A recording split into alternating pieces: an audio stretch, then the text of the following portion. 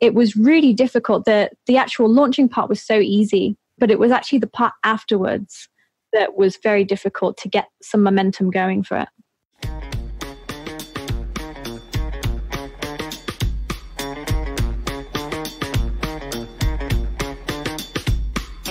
Hey everyone, welcome to Bright and Early, the podcast for people building early stage startups. I'm your host, Brian Ray. I talk to entrepreneurs, product people, designers, and marketing pros about their experiences during the early days to help you feel just a little less crazy.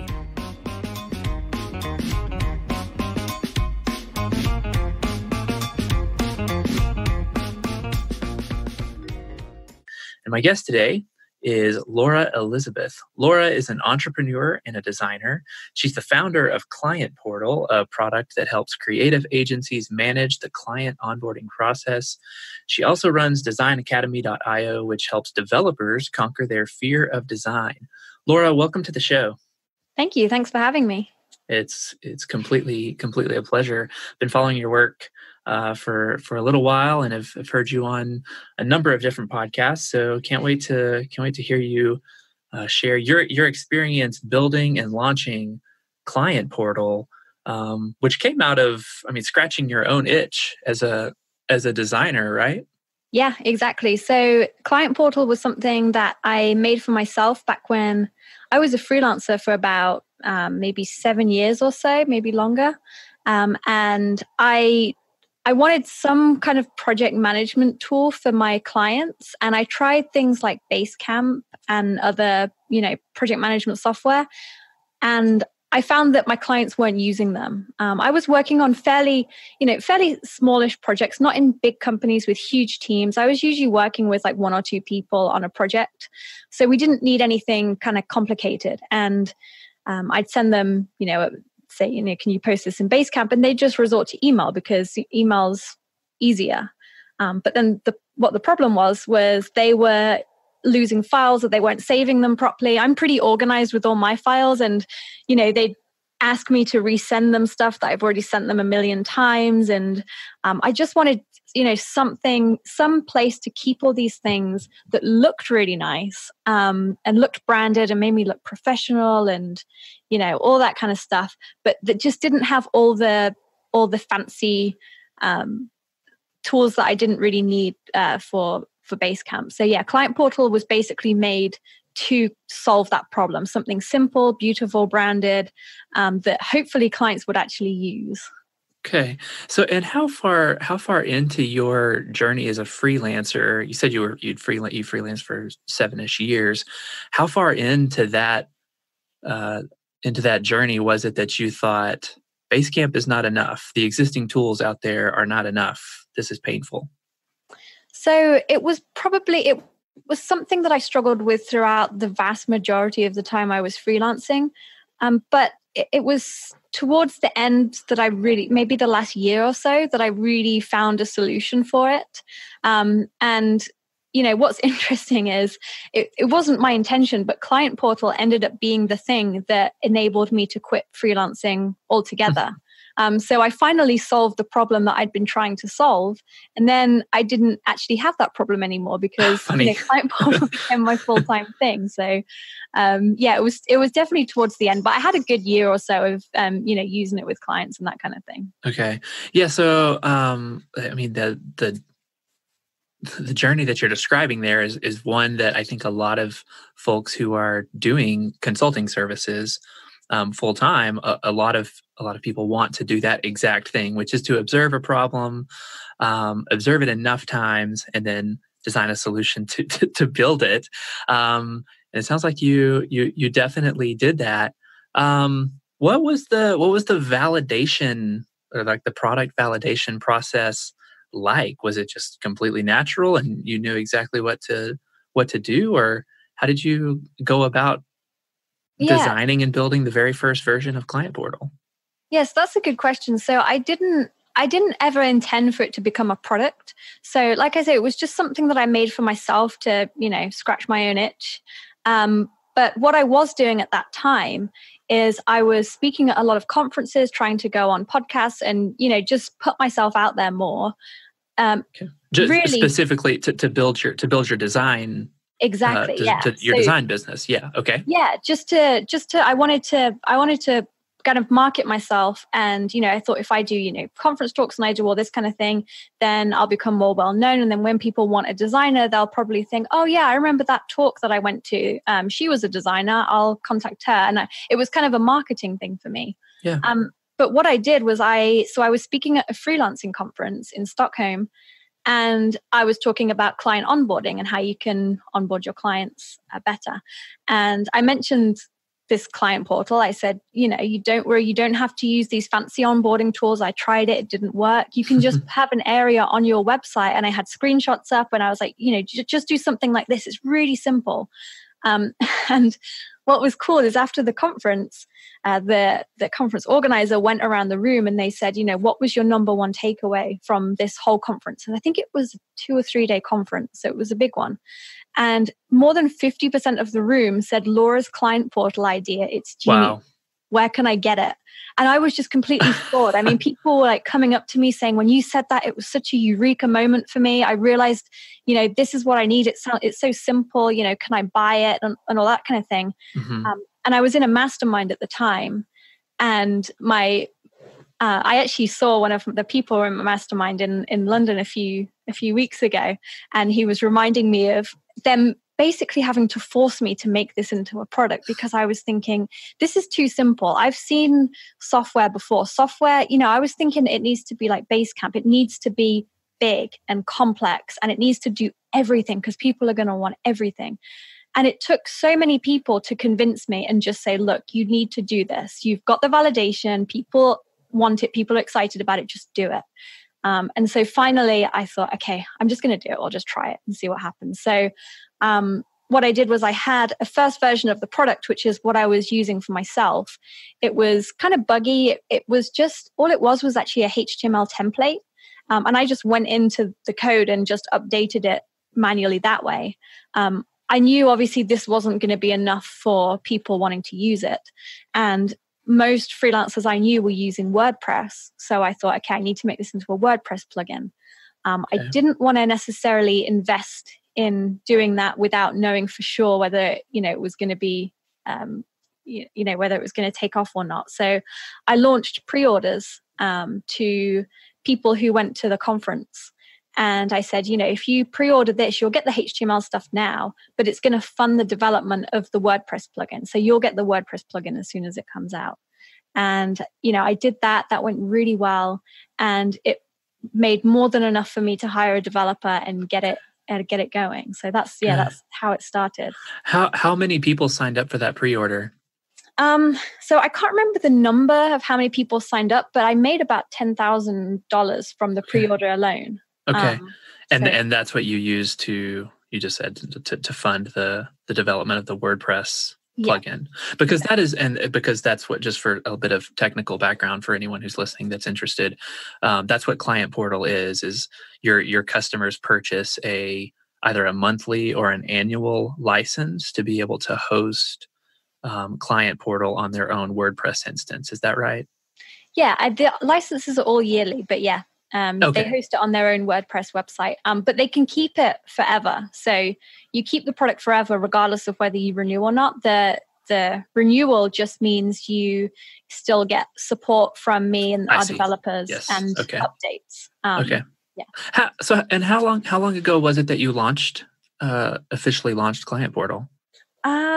I should know this. I think it was maybe 3 years ago. I'm really bad at time, but it was around Black Friday, and I think this next Black Friday will be about 3 years. Okay, 2-ish or 3-ish years or so. Do you mind? You don't have to. I'm not sure if you share this publicly, but are you comfortable sharing publicly with the listeners what Client Portal brings in per month these days? Yeah. So at the minute, it brings in around $7,000 a month, and that's just from people buying the licenses. So what's going to happen now is I started the annual update and support fee a year ago on 4th of July. So in about a month or so, there's going to be a little extra income come in from people who want to pay to continue the support and the updates. So I'm interested to see. So I don't know the exact number right now. It's going to be a bit higher when these yearly updates start coming in. But yeah, it's around that right now. Okay, it's so fascinating that you had to be talked into moving into a product business. What was that experience like when you did your mastermind group convinces you to do this? You start giving some time and energy to it. What was your thought process, or what were some of the challenges that you faced as you were making that transition? Yeah, so launching the product was relatively easy because the conference organizer was willing to send an email out to his list, basically saying about, remember this portal that Laura talked about, she's going to release it and it's going to be this much money, blah blah blah. That part was relatively easy because he had a large audience of freelancers, so all I had to do was kind of package it up and give it to people. I had to do things like all those technical things like get the email sequences set up, make tutorial videos, and do all that kind of thing. So there was a lot more work than I thought there was going to be involved, but it wasn't overwhelming. It wasn't too much. The difficult part was once I'd done those pre-orders and I'd made the WordPress plugin and I'd launched it, the difficult part was getting reliable, people to reliably buy it every single month. So I actually found that after I launched it, everything just kind of went dead. It wasn't just like I launched it and now suddenly I get 7,000 a month from it. It was I launched it and then virtually no one bought after that because they didn't have the urgency of being like, you get this for really, really cheap if you buy it now, but you got to buy it within the next 3 days. It was just always available. I didn't have traffic coming to my website. So it was really difficult. The actual launching part was so easy, but it was actually the part afterwards that was very difficult to get some momentum going for it. And so what are the things that you've found to be effective in building up the momentum that you've started to see?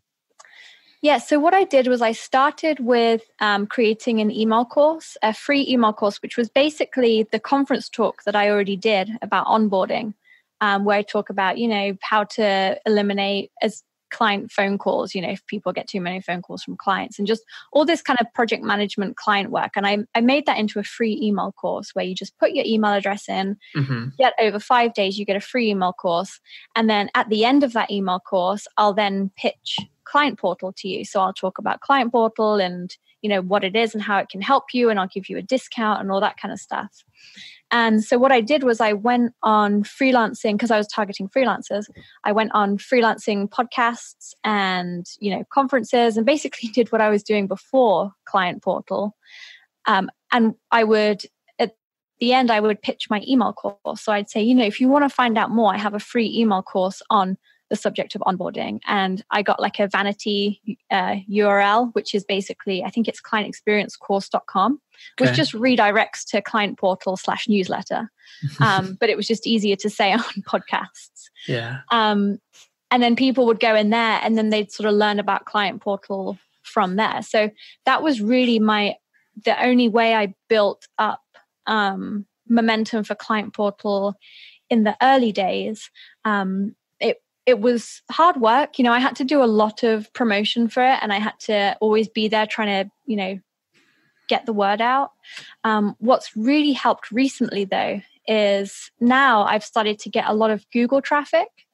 And I say a lot, I don't get a huge amount. I think it's only like 4,000 a month or something. So it's not huge, but they're ridiculously targeted people because one thing I didn't realize, this was like a really happy accident, is naming Client Portal was like the best thing I could have done for my business, like for sure, because so many people search for Client Portal WordPress. And that's exactly what they're searching for. And it's exactly what my product's called. And obviously I mentioned WordPress throughout because it's a WordPress plugin. Right. So, as more people were coming to my website was, climbing the ranks. And I think now it should be, I hope it's still number one. And I get a decent amount of traffic. And now the vast majority of my sales come straight from Google to my website and then they buy. Whereas, even a year ago, maybe less, it was all of my sales were going through my email course. So my strategy is kind of changing as the product grows. But that email course and just going out there and going on podcasts, talking about not client portal like I'm talking about today, but talking about freelancing and just sort of working in client portal as one of the many things you can do to help your freelancing business. That's what really kind of got me started, I would say. Well, and that just seems like a smart approach. And it's the sort of advice that you hear often, which is just teach first, teach. And I even noticed on Client Portal's website, the email course is like a top level navigation item. And it's not as if, it's like further on down the page in the pitch, like it's a top level, the email course. And so it is interesting that that's been part of your strategy from day one, is to educate, help people just be better at their work. And, oh, hey, by the way, I've got a tool over here that you might be interested in. And over time now you've been able to build up momentum to where you have essentially free inbound traffic that's converting to sales. Just seems like you've gone about that in a very smart way. Yeah, it's definitely been good. And what's interesting is I'm actually taking that email course off the top level navigation soon. I'm changing my whole navigation just to focus more on the product, and it's still going to be there, but it's going to be in a more kind of tab. Well, yeah, I mean, now drop down. Yeah. Now that the business has matured, your strategy can shift and adjust. Yeah, exactly. So it's not that. So what I always worry about is, say if people follow Client Portal and then they see, because I do this too, and then they see that the email course goes away from the top level navigation, and they're like, oh, maybe that didn't work very well. I shouldn't do that too.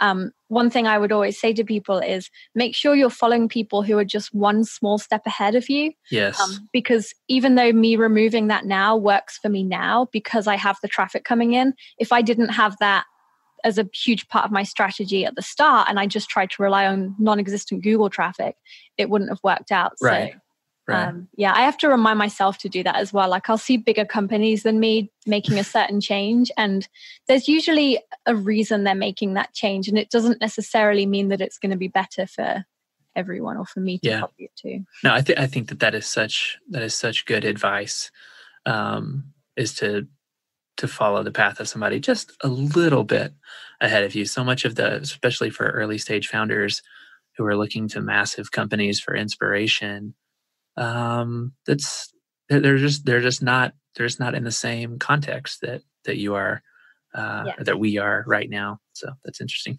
I'm curious, were there points along the way where you just became completely discouraged, like, this is not going to work, or there were other opportunities that began to distract you or to tempt you? What was that like? Yeah, so I'd say at the start, definitely. When I was talking about how after I did the launch, pretty much no one was buying. That was a bit discouraging. And it was also difficult as well because I hired a developer and, I paid my developer hourly. And, I still had to make sure that I was, paying her. And, for all because this was when we had lifetime support and lifetime updates and everything.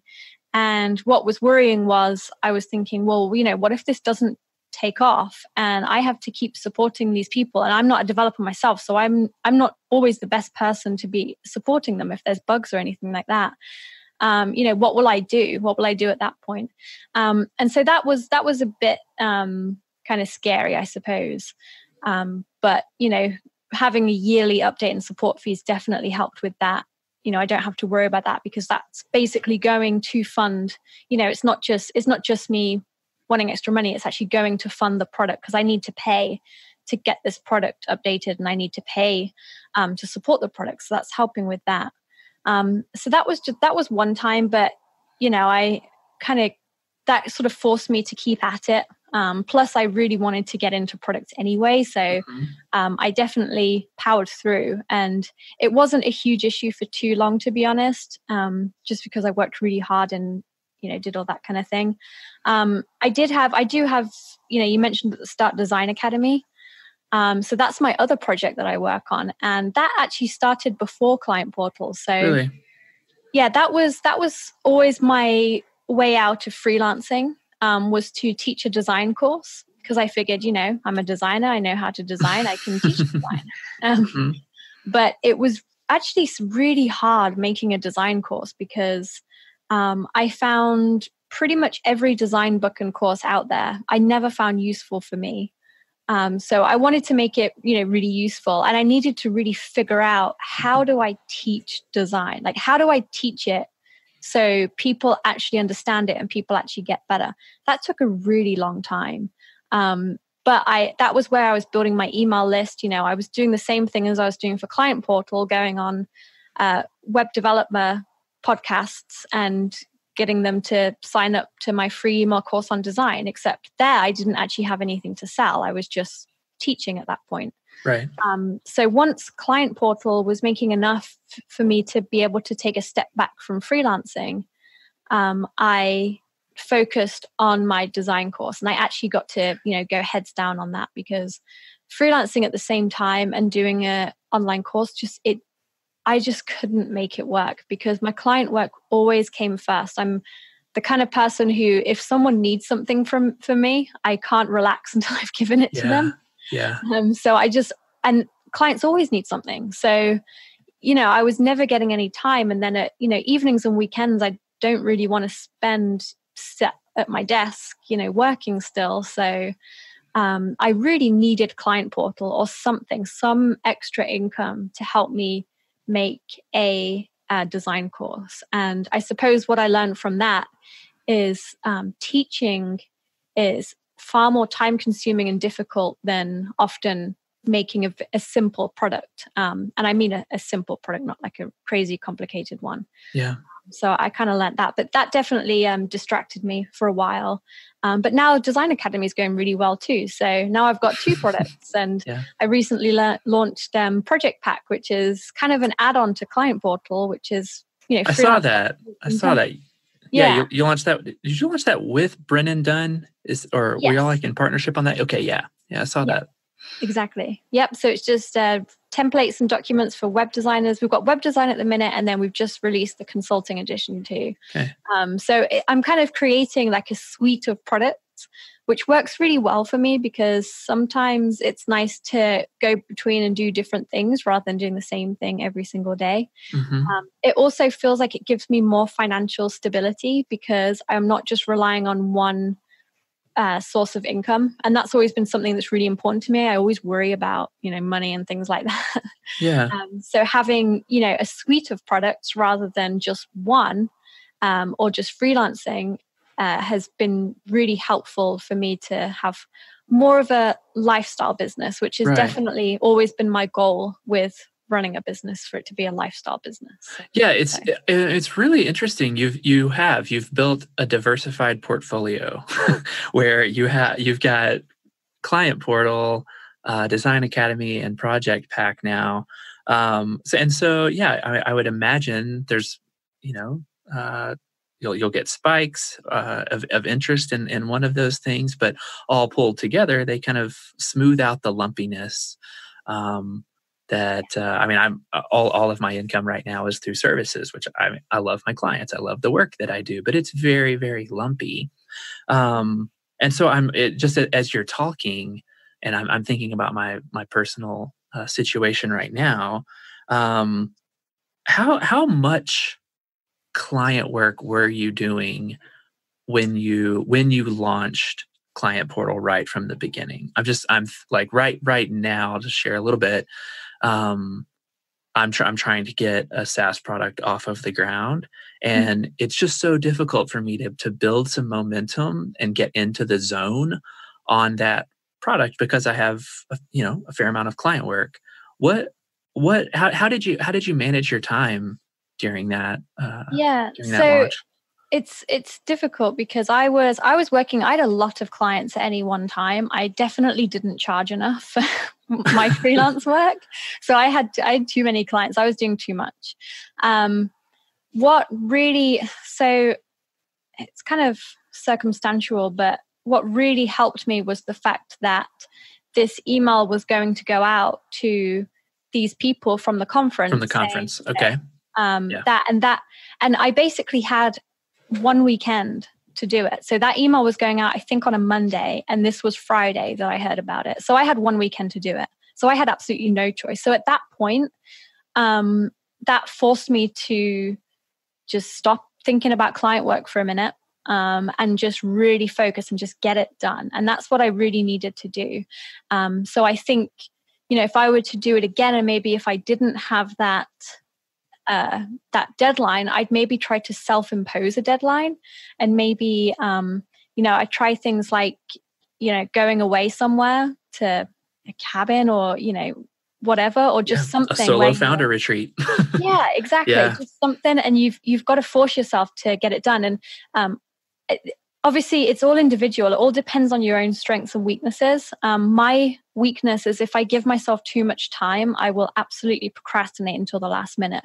So I need to give myself no time. I need a deadline of an hour to do something that's quite big. And when I've got that, I can really focus hard. Whereas if I give myself a whole day to do something, it will take the whole day, and I'll probably feel miserable after doing it because I'll have just sat around wasting the whole day. So, if you're like me, then maybe something like that would help. But I think it really just depends on your own strengths and weaknesses.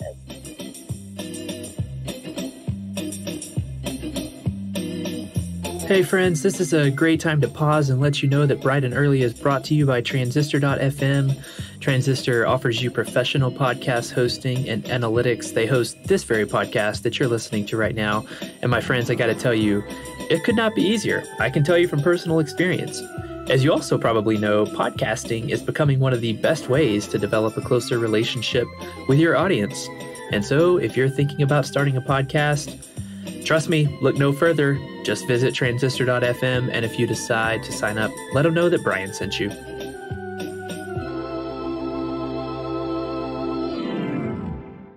So what is your, now that it's it's maturing, it's established, you've got a couple of team members, what is your product development process like? How do you how do you collect requests? How do you decide what to build next? What's your development process?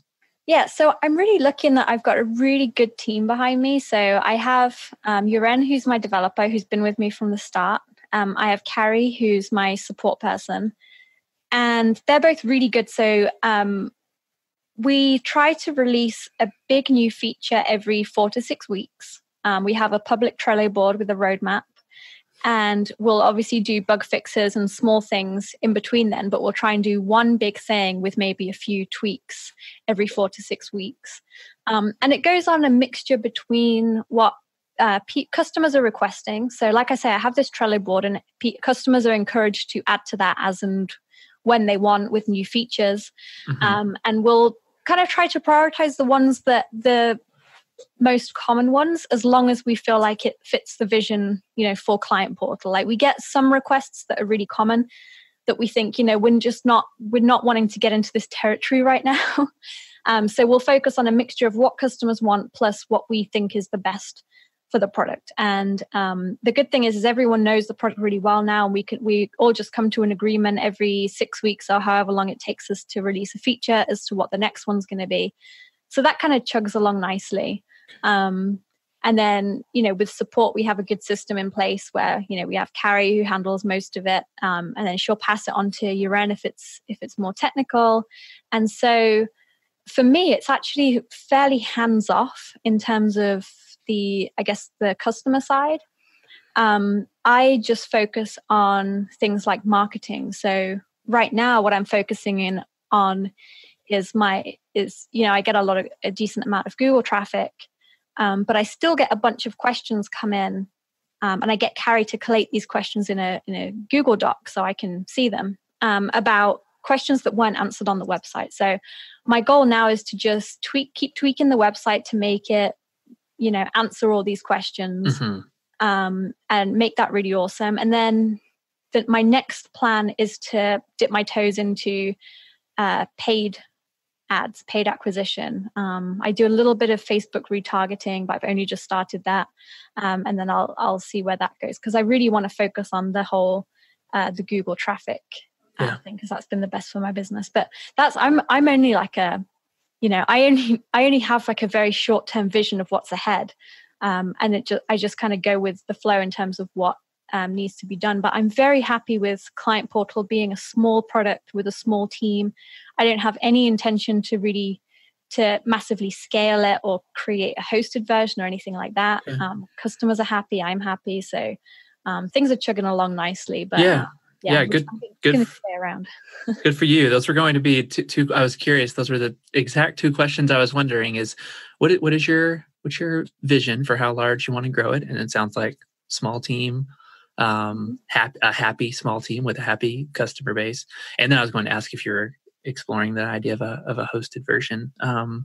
So that's I get asked that a lot about the host, and I've gone back and forth, but it's just I don't know. So I always go back to what's my life goal, and my goal is to have a lifestyle business where I enjoy every minute of it. And I just worry about a hosted version. If something goes down, if it goes wrong, I hear about people having to get up in the middle of the night and try to fix some server issue or something. And, I know, because I know a lot of people who run SaaS businesses, and I know how difficult it is to build a SaaS and make it profitable, especially if whether you're bootstrapping or whether you're funded.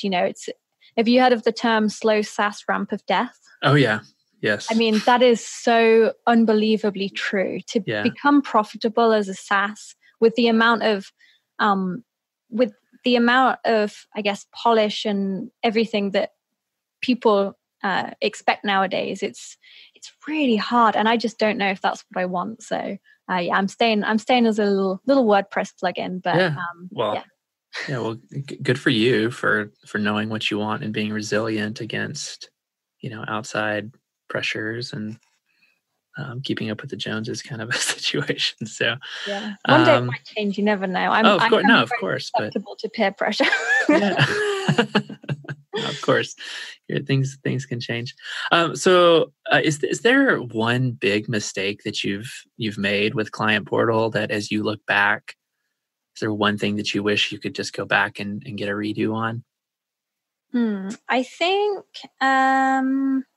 I actually had an answer to this. I was thinking about this earlier when I was saying something earlier, and I actually had a kind of answer. I don't really think I do. I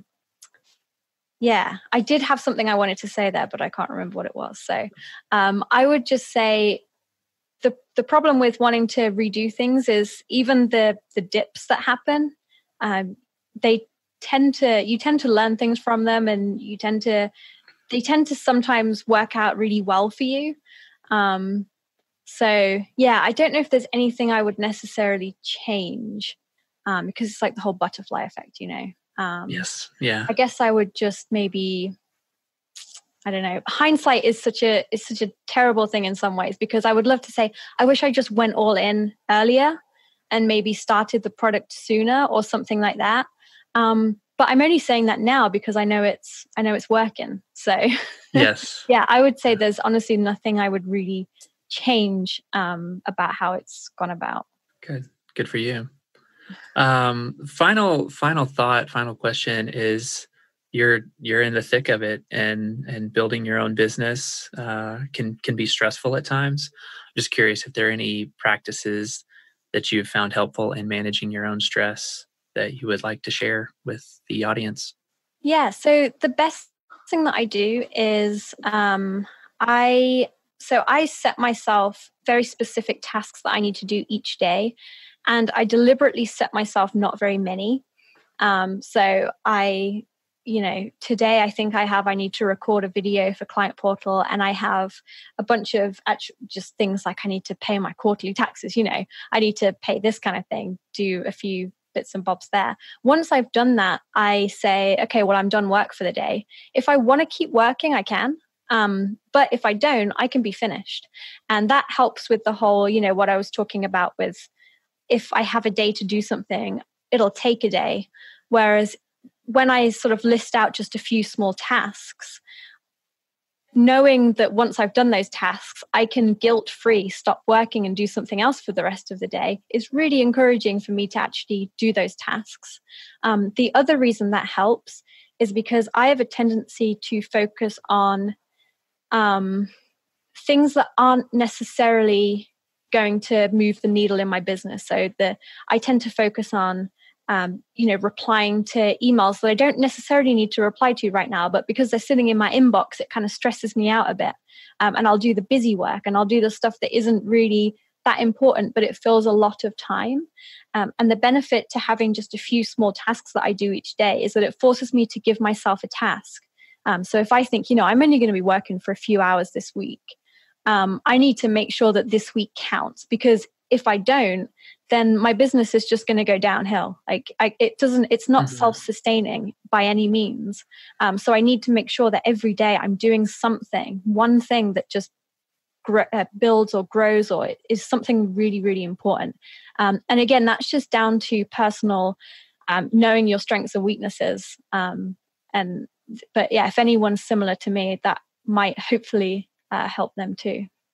It's fantastic. Thanks so much for that. So, Laura, how can listeners find and follow you online? Yeah, so you can check out Client Portal. It's client-portal.io. Another quick tip, don't put hyphens in a domain name. It's really annoying. That's actually, maybe that's a mistake that I should have said. Don't put a hyphen in a domain name. So you can find me there. I'm also on Twitter at Laurium, Laurium. If you want to check out Design Academy, it's designacademy.io. But yeah, otherwise, Twitter's probably the best place to find me. My guest today has been Laura Elizabeth. Laura, thank you so much for taking some time to chat with me today. Yeah, thank you.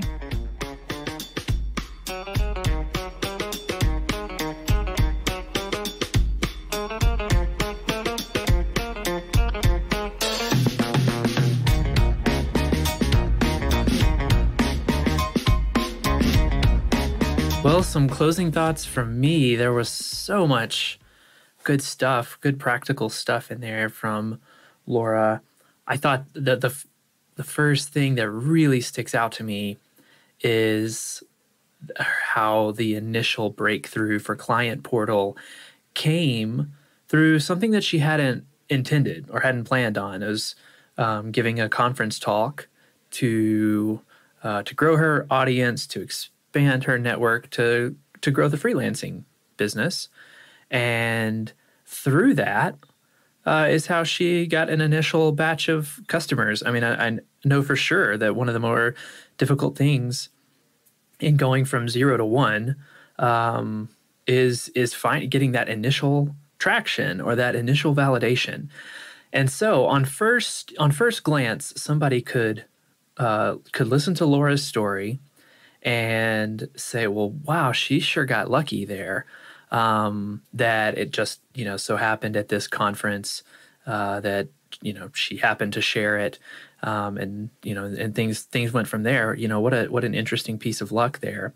I think, though, what's good, the takeaway from that story is that she created that opportunity for that lucky break to actually happen. I've been really enjoying Naval's podcast that's based off of the super famous How to Get Rich Without Being Lucky tweet storm. In it, he talks about the 4 different kinds of luck. Blind luck, when you get lucky because something completely out of your control happens, blind luck or dumb luck. And then luck through persistence, which, the axiom of, fortune favors the bold kind of applies here. Luck things that happen because you're stirring up the pot, not in a negative way, stirring up the pot, but like you're creating action. And then he talks about these 2 other kinds, spotted luck and luck that finds you I recommend digging into that podcast to check it out. But it definitely strikes me as this is Laura creating the opportunity for herself to, experience, yes, a kind of luck. But it would not have happened if she had not, done the work, put herself out there to try to do some more networking, to speak in front of people, to create those opportunities. And so I think that is. I think it's just a great takeaway. If anyone who would listen to that story and think, oh well, lucky for her, reframe that thought to observe that those sorts of breaks happen for people who take steps to make them happen. And I think that she is a clear example of that. Do things and stir up activity, and you're more likely to experience that sort of unexpected upside. I thought it was also great that the email course was part of her offer, not necessarily her offering, but it was part of Client Portal from the beginning. I liked that, or what I took away from that element of Laura's story, of Client Portal's story, is she's only just now getting to the point, 2 years and 7K MRR in. She's only just now getting to the point that relying on organic search as an acquisition channel is viable. And so, in the very earliest of days, getting that traction, you have to offer up something for free, that at the end of it, then you can make a pitch. And so I don't think it even came. I was in researching and getting ready for the conversation with Laura.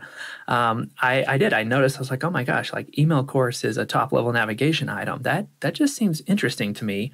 And so I went back on the Wayback Machine, the Internet Archive, found the earliest snapshot I could find of Client Portal, which was, I think, sometime in like May 2017. And yes, even then from launch, the email course, as we heard in her story, was a primary acquisition strategy. Get people into the course, give them five great emails, level them up, make them better at what they do, and then, hey, if you want a tool that's also going to help you be better at this, then I've got something that you might want to check out. I think that's a fantastic takeaway, and a really interesting thought in terms of marketing strategy from day one. What else? I thought, just the little nugget about following people who are just one step ahead of you, I think is fantastic advice.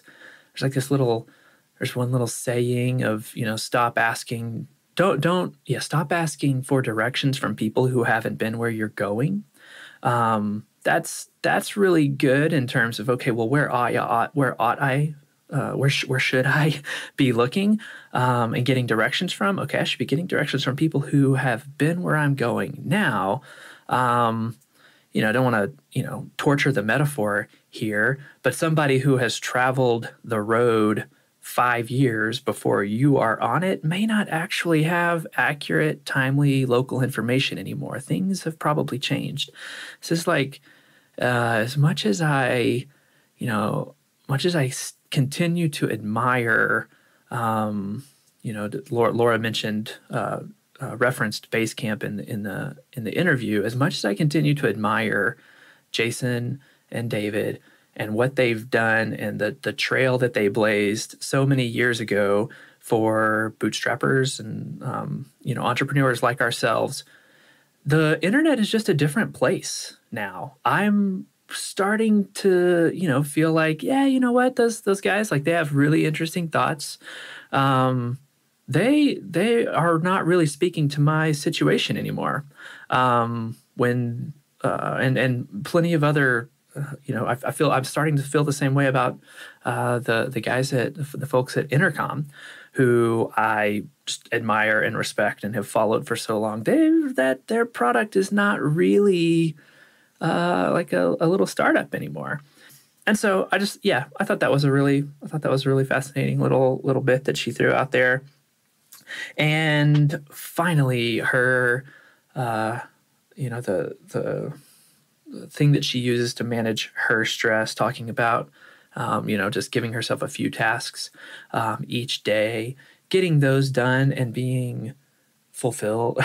Letting yourself off the hook to do more or to push more, to do those things, and then look back and say that was work well done. That was a day well spent. Completely resonated with me.